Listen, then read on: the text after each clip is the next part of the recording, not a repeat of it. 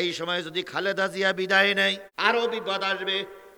কথা বলেন, কারণ খালেদা জিয়ার দীর্ঘদিনের রাজনৈতিক অভিজ্ঞতা আছে।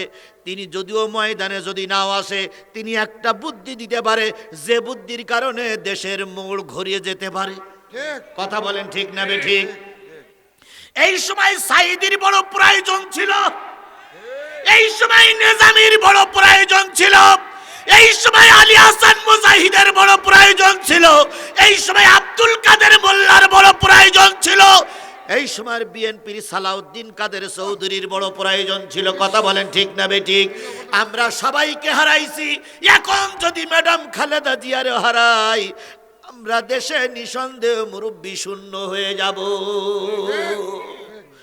এই জন্য আল্লাহর কাছে দোয়া করি, আল্লাহ অন্তত আরো কিছুদিন খালেদা জিয়ারে আমাদের মাঝে বাঁচাই রাখো। কারণ মুরব্বী ছাড়া চলা যায় না, মুরব্বী ছাড়া দলের নির্দেশনা পাওয়া যায় না। অন্তত দলের নির্দেশনা দেওয়ার জন্য ডাক্তার মোহাম্মদ শফিকুর রহমানের মতন মুরব্বী আর খালেদা জিয়ার মতন মুরব্বী আমাদের মাঝে বাঁচাই রাখো। কারণ তারা যে দিক নির্দেশনা দেবে, ওটা জাতির জন্য কল্যাণ, জাতির জন্য কল্যাণ, জাতির জন্য কল্যাণ। কুল আতিউল্লাহ ওয়ার রাসূল, হে নবী আপনি বলে দিন, আল্লাহর আনুগত্য করো, রসুলের অনুসরণ করো, রসুলকে মেনে চলো। ফাইন তাওয়াল্লাউ, যদি কেউ আল্লাহ না মানে, রসুল থেকে মুখ ফিরিয়ে নেয়, যদি আল্লাহ থেকে রসুল থেকে কেউ মুখ ফিরিয়ে নেয়, ফাইনাল্লাহ লা ইউহিব্বুল কাফিরিন, জেনে নিও আল্লাহ পাক কাফেরদেরকে ভালোবাসে না, হেদায়েত দান করে না। আমরা কি আল্লাহ রসুল থেকে মুখ ফিরিয়ে নেব? আল্লাহ রসুলের পক্ষেই থাকবো ইনশা। আরো জোরে বলেন ইনশা। আল্লাহ রবি আল্লাহ রসুল ওহুদের ময়দানে যাবেন। ওহুদের ময়দানে মুসলমানদের সংখ্যা ছিল কত? 1000।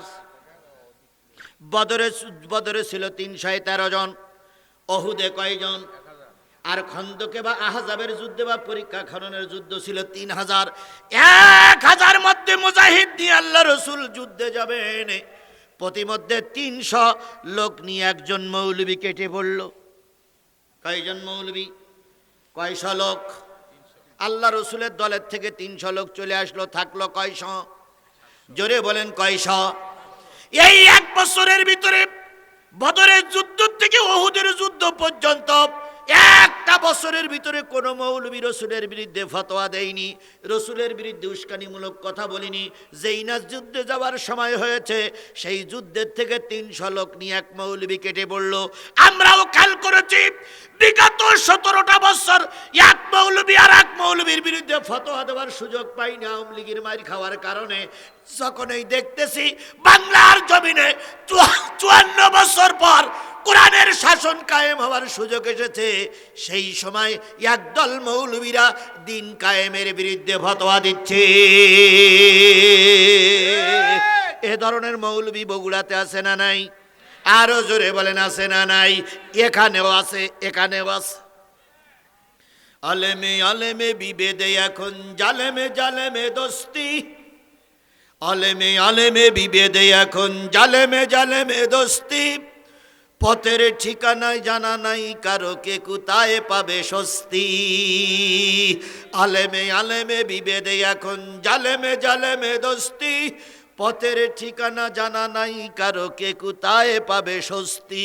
আলেমদের 2 পায়ে ধরে বলি ভাই, এখন বিভেদ বাড়ানোর সময় নয়, এখন ঐক্যবদ্ধ হয়ে কোরআন কায়েমের সময়। 54 বছর পরে দেশের একটা সুযোগ এসেছে, এই সুযোগটা যদি কোনো আলেমের ফতোয়া দেওয়ার কারণে বন্ধ হয়ে যায়, খোদার কসম 100 বছর মারি খাওয়া লাগবে। এই সময় যদি তারেক জিয়া, এই সময় যদি খালেদা জিয়া বিদায় নেয়, আরো বিপদ আসবে। কথা বলেন, কারণ খালেদা জিয়ার দীর্ঘদিনের রাজনৈতিক অভিজ্ঞতা আছে। তিনি যদিও ময়দানে যদি নাও আসে, তিনি একটা বুদ্ধি দিতে পারে, যে বুদ্ধির কারণে দেশের মোড় ঘুরিয়ে যেতে পারে। কথা বলেন ঠিক না বেঠিক? এই সময় সাইদির বড় প্রয়োজন ছিল, এই সময় নিজামীর বড় প্রয়োজন ছিল, এই সময় আলী হাসান মুজাহিদের বড় প্রয়োজন ছিল, এই সময় আব্দুল কাদের মোল্লার বড় প্রয়োজন ছিল, এই সময় বিএনপির সালাউদ্দিন কাদের চৌধুরীর বড় প্রয়োজন ছিল। কথা বলেন ঠিক না বেঠিক? আমরা সবাইকে হারাইছি, এখন যদি ম্যাডাম খালেদা জিয়ারে হারাই, আমরা দেশে নিঃসন্দেহ মুরব্বী শূন্য হয়ে যাব। এই জন্য আল্লাহর কাছে দোয়া করি, আল্লাহ অন্তত আরো কিছুদিন খালেদা জিয়ারা আমাদের মাঝে বাঁচাই রাখো। কারণ মুরব্বী ছাড়া চলা যায় না, মুরব্বী ছাড়া দলের নির্দেশনা পাওয়া যায় না। অন্তত দলের নির্দেশনা দেওয়ার জন্য ডাক্তার মোহাম্মদ শফিকুর রহমানের মতন মুরব্বী আর খালেদা জিয়ার মতন মুরব্বী আমাদের মাঝে বাঁচাই রাখো। কারণ তারা যে দিক নির্দেশনা দেবে ওটা জাতির জন্য কল্যাণ, জাতির জন্য কল্যাণ, জাতির জন্য কল্যাণ।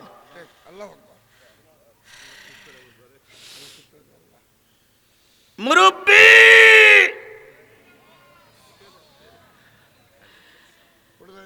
হাজত হতে পারে, মুরব্বী মানুষ। জি, পিছন দিক তাকাইছে মানে আবার আসবে, আবার হবে তো দেখা, এ দেখা শেষ দেখা নয় তো। আমার ভাইয়েরা, আমার ভাইয়েরা, আল্লাহর নবী অহুদের যুদ্ধে যাবে কয়জন লোক নিয়ে? 1000। কয়জন নিয়ে কেটে বলল? 300। সাথে ভাই ভাই ভাই সাথে থাকলো কয়জন? 700। 700 লোক নিয়ে আল্লাহর নবী যুদ্ধে যাবেন। মনে বড় ব্যথা। যেমন দেখেন 18 কোটি মানুষ আমাদের দেশে আছে, একটা খালেদা জিয়া অসুস্থ, সবারই মনে ব্যথা। এই কথা বলে সবারই মনে ব্যথা না? জামাত ইসলামের মনে ব্যথা, বিএনপির রক্তক্ষরণ হচ্ছে, নেতাদের রক্তক্ষরণ হচ্ছে।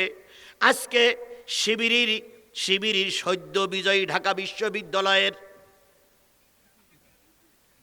ভিপি সাদিক কাইম, তিনি এক প্রকার দোয়া করতে যেয়ে কেন্দেই ফেলাইছে। ডাক্তার শফিকুর রহমান সাবেক শিবিরের সভাপতি, তিনি বাউফলের মানুষ, তিনি কথা বলতে যেয়ে কান্না জড়িত অবস্থায় বলতেছে, ভাই রে, তোমরা খালেদা জিয়ার কতটুকু ভালোবাসা জানি না, কিন্তু খালেদা জিয়া আমার অন্তরের ভিতরে গেঁথে আছে। কারণ তিনি একবারে একটা প্রতিযোগিতায় ফার্স্ট হয়েছিলেন, তাই খালেদা জিয়া তার গলায় একটা মেডেল পরাচ্ছিলেন। খালেদা জিয়ার সামনের থেকে যখন তিনি মেডেলটা নিচ্ছিলেন, তখন খালেদা জিয়া কানের কাছে মুখটা নিয়ে বলেছিলেন, শফিকুর রহমান নাকি শফিকুল ইসলাম মাসুদ, তোমার বাড়ি কোথায়? তিনি শফিকুল ইসলাম মাসুদ বললেন, ম্যাডাম আমার বাড়ি বাউফলে। খালেদা জিয়া বলেছিলেন, তুমি অনেক দূর থেকে এসেছো, আমি দোয়া করি তুমি অনেক বড় হও, আমি দোয়া করি তুমি অনেক উপরে ওঠো, তুমি অনেক দূর থেকে এসেছো, তোমাকে অনেক দূরে যেতে হবে।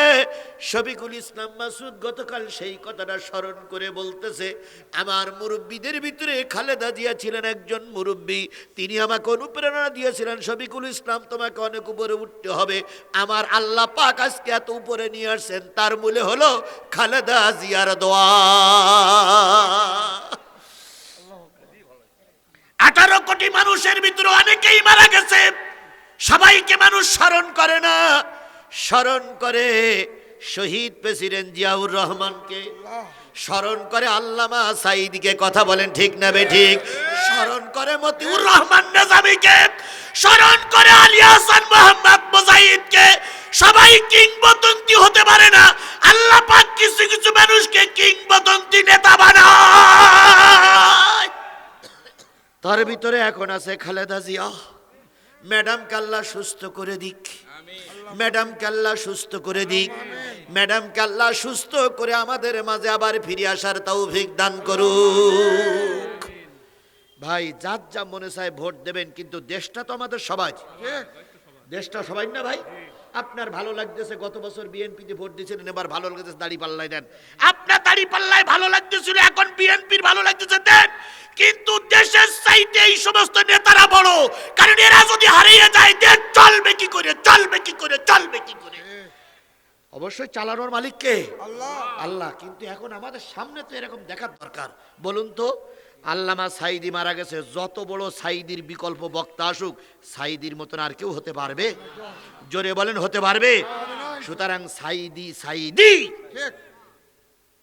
সাঈদীর বিকল্প আর কেউ হতে পারেনি, হবে না, হওয়া সম্ভব নয়। আল্লাহ নবী 700 লোক নিয়ে যুদ্ধে যাবেন। মনটা বড় খারাপ।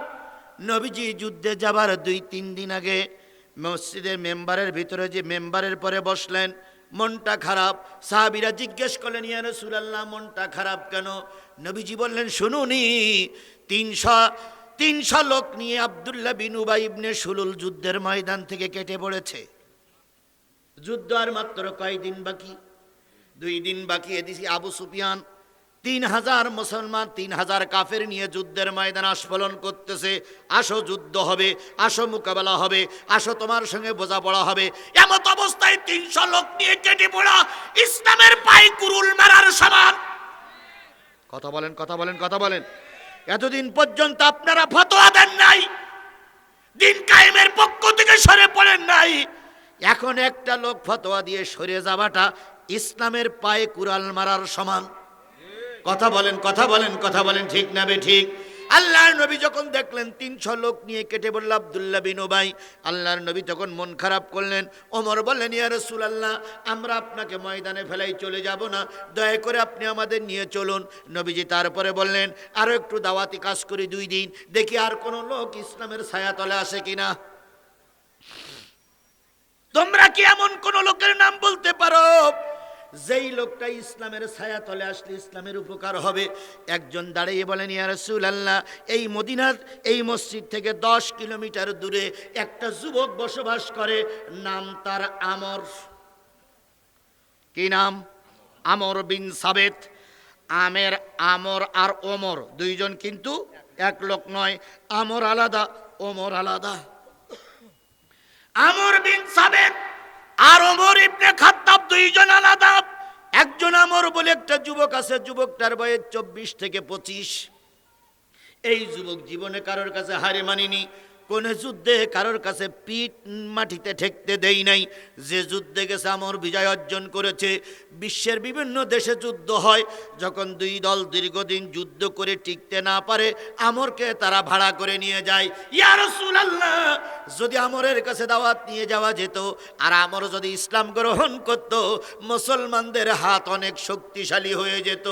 নবী বলেন, আল্লাহর বান্দা তার বাবার নাম বলো, বংশের পরিচয় বলো, মদিনার থেকে কত দূর যেতে হবে বলে দাও, আমি আগামীকাল আল্লাহর নবী দাওয়াতে তাবলীগ নিয়ে তার বাড়ি যাব।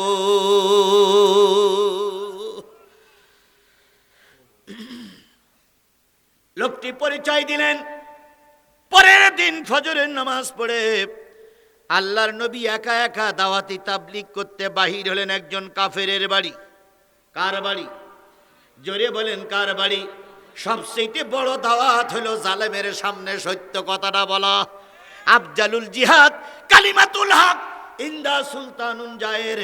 সবচেয়ে বড় জিহাদ হলো জালেম শাসকের সামনে সত্য কথা বলা।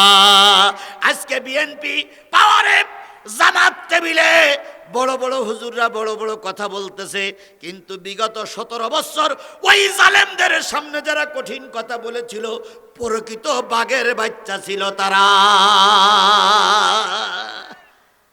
আর এখন সুযোগ পাইছে বলে যে লোক গান গাতে পারে না সে পুম পা করতেছে। যে ব্যক্তি জীবনে একটা শক্ত কথা বলতো না সে ব্যক্তি এখন টেবিল উপরে এমন চলাচ্ছে, টেবিল বলতেছে বাবারে মারে, বক্তা 17 বছর ছিল কোথায়? দেখে শুনি মনে হয় ওই বক্তারা সব রাজমিস্ত্রি আর আমরা সব জোগাড়ি।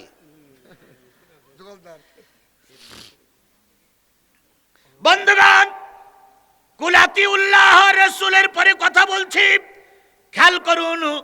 আল্লাহ নবী সাল্লাল্লাহু আলাইহি সাল্লাম দাওয়াতি কাজ করতে করতে কয় মাইল গেল? 10 মাইল দূরে যেয়ে দেখে খেজুর বাগানের ভিতরে ছোট্ট একটা সিমসাম ঘর। আমি বুখারীর হাদিস বলতেছি, কওমি হুজুর না, আলিয়ার হুজুর না, মাদ্রাসার মুহতামিমরা, মাদ্রাসার শিক্ষকরা যদি থাকেন, বুখারীর হাদিস বলতেছি। ইমাম বুখারী একটা হাদিস পড়াতে গিয়ে ছাত্রদের বলেছিলেন, ও আমার ছাত্ররা, পৃথিবীতে কিছু বিরল ঘটনা আছে, সেটা হলো পৃথিবীতে কিছু বিরল ঘটনা আছে, যারা জান্নাত পাওয়ার উপযুক্ত না তারা জান্নাতে যাবে। যেমন পৃথিবীর একটা কুকুর যাবে জান্নাতে। কয়টা কুকুর? একটা কুকুর। পৃথিবীতে একটা ঘোড়া যাবে জান্নাতে, পৃথিবীতে একটা উট যাবে জান্নাতে, পৃথিবীতে একটা খেজুর গাছ যাবে জান্নাতে, পৃথিবীতে একজন বেনামাজি যাবে জান্নাতে। ছাত্ররা বললেন, যেখানে আল্লাহ নিজেই বলেছেন ক্বালু লাম নাকু মিনাল মুসাল্লিন, যারা বেনামাজি তারা যাবে কি বলে সাকার নামক জাহান্নামে। আপনি বলতেছেন একজন বেনামাজি যাবে জান্নাতে, আপনি দয়া করে বুঝাই বলুন, নতুবা আপনি শিক্ষক বলে আপনারা ছেড়ে দেওয়া হবে না। তখন ওস্তাদ যে হাদিসটা বলেছিলেন আমি সেই হাদিসটা বলতেছি। ওস্তাদ বলেছিলেন, ইমাম বুখারী বলেছিলেন, তালি শোনো। এবার ইমাম বুখারী বলতে শুরু করলেন, রসুল দাওয়াতি কাজ নিয়ে গেলেন আমরের বাড়িতে, যেয়ে দেখে বারান্দায় একটা বুড়ি মানুষ, যে দিক থেকে নবী মোহাম্মদ গেছে তার উল্টো দিক ফিরে বসে কাজ করতেছে। আমর ঘুমাচ্ছে, সারাদিন গুন্ডামি করে, সারা রাত গুন্ডামি করে, সকালবেলা ঘুম পড়তেছে। আল্লাহ নবী পিছন দিক থেকে যেয়ে বলতেছে, বুড়িমা আসসালামু আলাইকুম, বুড়িমা আসসালামু আলাইকুম, বুড়িমা আসসালামু আলাইকুম।